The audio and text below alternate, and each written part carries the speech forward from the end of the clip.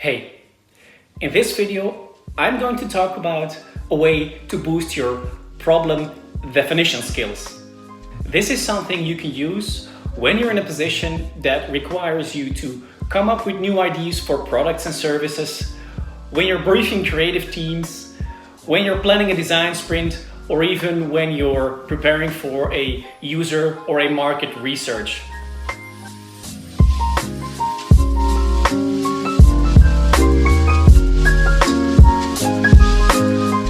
That's right, problem definition.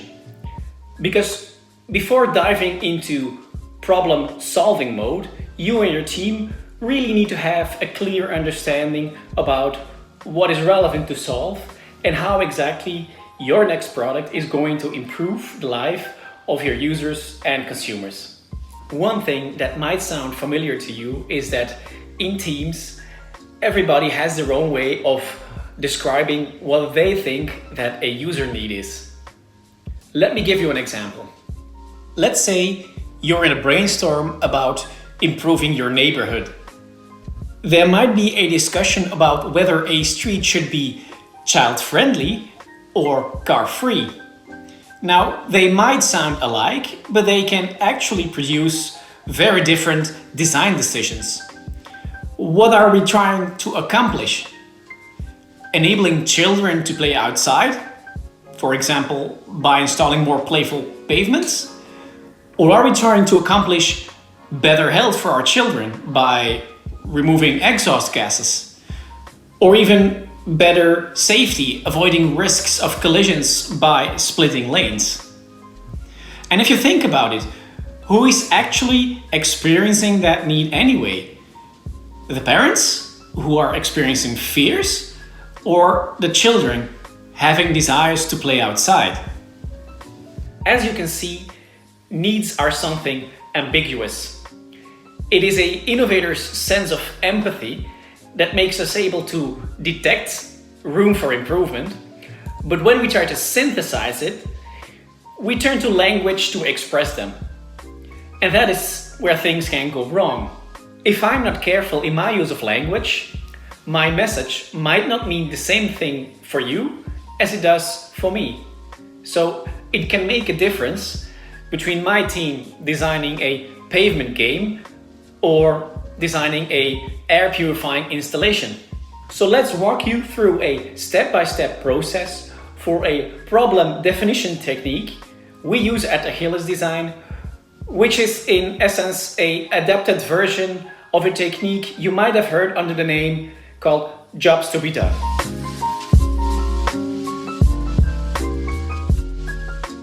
To give you an overview of these steps, we have prepared you a guide in Miro. A link will be made available in the description of this video or on the page you are viewing right now. So as said earlier, this 8-step process is about a method to accurately describe user or stakeholder needs and is partly based on another technique called jobs to be done. It also takes use from other tools you might know, such as personas, but more on that later. So on the first page, you will find the why and when of using this technique. The most essential thing to know is that most of the time, there is no real consensus about what a user need is, and that this could lead to difficulties in the project lifecycle, such as lengthy discussions or solving irrelevant things and so on. With this technique, you'll approach the problem space with the mindset that users don't randomly use a product or a service. Instead, they are used to help one achieve a particular outcome. In our previous example, a potential outcome is that we provide a solution to help maintain the good health of children when they are out on the street.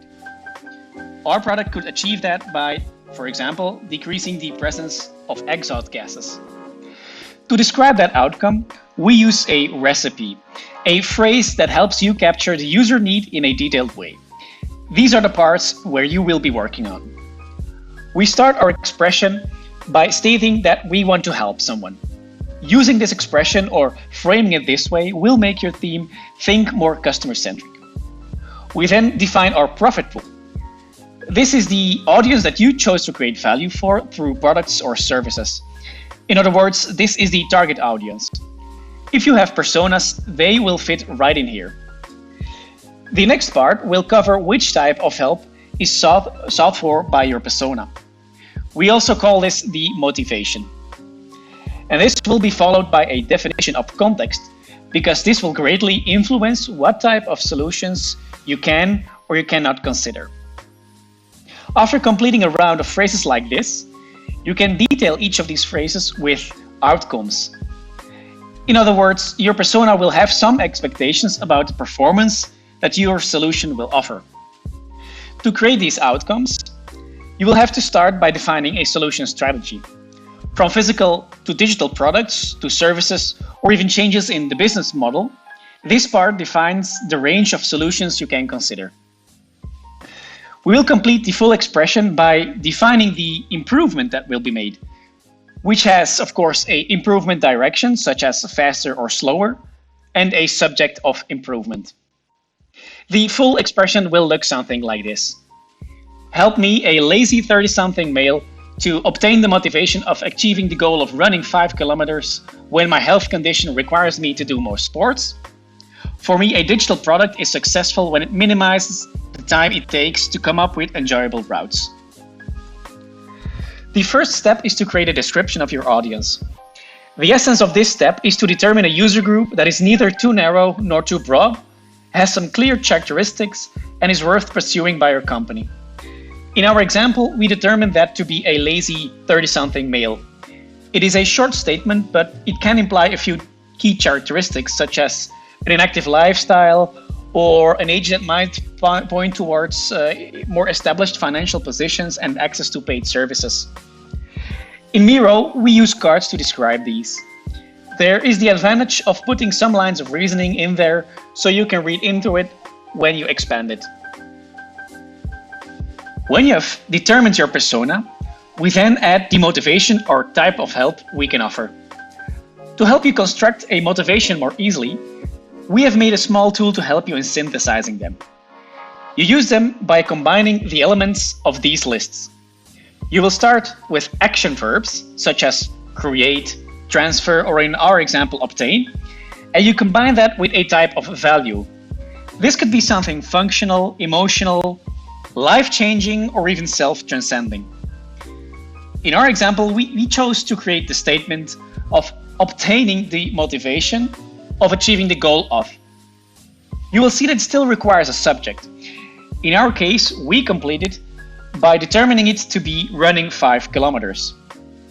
Now, please note that we can totally change our product outcome by just changing one word. If we decide to change obtain the motivation with share the motivation, our problem becomes something totally different, and a different product will likely to be invented. This is the power of language in product definition, and as you can see, it can steer your project into totally different directions. It is important to note that you don't just invent these statements. I mean, you can, but ideally, you use consumer interviews and use this as a guide to speed up synthesis. On the other hand, if you're only starting out with only desk research at hand, this is a great way to generate your first list of assumptions. You complete the first phrase by adding context. Don't underestimate the importance of this part. Think about the where, when, what time, or under which circumstances this will be satisfied. In our example, obtaining a motivation to be able to run 5 kilometers because your health condition requires it is something totally different than when you are doing that because your colleagues challenged you. In this exercise, you are looking for context that occurs frequently, so you're not describing very niche use cases. This exercise will generate a lot of potential problem spaces, but you cannot go south while going north, so you'll have to filter out the most relevant ones. So before continuing, we suggest to reduce this list by organizing a strategic review. Use criteria such as importance to consumer or the cost of the current solutions to score and filter out the greatest opportunities. By now, you should have defined your problem space with an expression that describes what you are helping the user with. Usually, you avoid solution thinking early on in your projects. However, now is a good time to check the range of solutions you can consider. There's always the reality of your business. For example, your company's capabilities might exclude the option of developing a physical product. Or maybe your user already has a lot of physical products and will likely not accept another one. So although you can do without, we suggest thinking of a fitting solution strategy at this point. In the sixth step, we describe the outcome. To make the analogies with jobs, you hire someone because they help you to do something better and to achieve result, right? This is no different with products or services. Here, we define the improvement we can make to the current situation of our user. Again, we have provided a list-based tool to help you define these statements. It works by defining a direction of improvement first. Use words like reduce, lower, eliminate, or the opposite, enlarge, raise, maximize, to which you add a performance indicator. This is what will be used to determine how good your product or solution is compared to other solutions. You can think of the risks or the physical effort or the amount or, like in our example, the time spent on something. So again, we need to think of a subject and it has to be relevant and logically related to the expression before. So in our example, we created reduce the time spent on coming up with enjoyable routes. Another one could be reduce the risk of picking dangerous routes because we said something about health, right? Or increasing the amount of nature I encounter during running. In step 7, again, you have a large list of expressions that you will have to reduce. Remember, this time they're tied to the help me statements you created before. Reducing your list can be done by scoring each statement on different solution strategies. These can be, for example, lowest hanging fruit, feasible with least effort or feasible within a set time frame. Or you can rank them by determining what is the most valued or most urgent outcome for the user. When doing this, keep in mind that it is necessary to have validated each of these statements first. Interview your users to find their real attitude towards any of these statements instead of working on assumptions. In this last step, you are ready to better brief your creative team. You now have very clear objectives to get creative work, such as a design sprint, going. Or in a different use case, where you are preparing for a research, you now have the input to create probing questions for. Of course, these phrases are still something that sounds highly technical and complex and should be adjusted if you're using them in interviews. But to get a design sprint started, you can take the first part of the expression, the help me statement, as a general briefing, while you use the second part where you describe the outcome as the how might we question. For our example, we can say it like this. How might we reduce the time and effort for coming up with enjoyable routes for running? I hope you've enjoyed this short tutorial and overview of this technique. Below, we've included some more examples of statements that you can use for your inspiration. Thank you, and we can't wait to see what you've created with this. Let us know.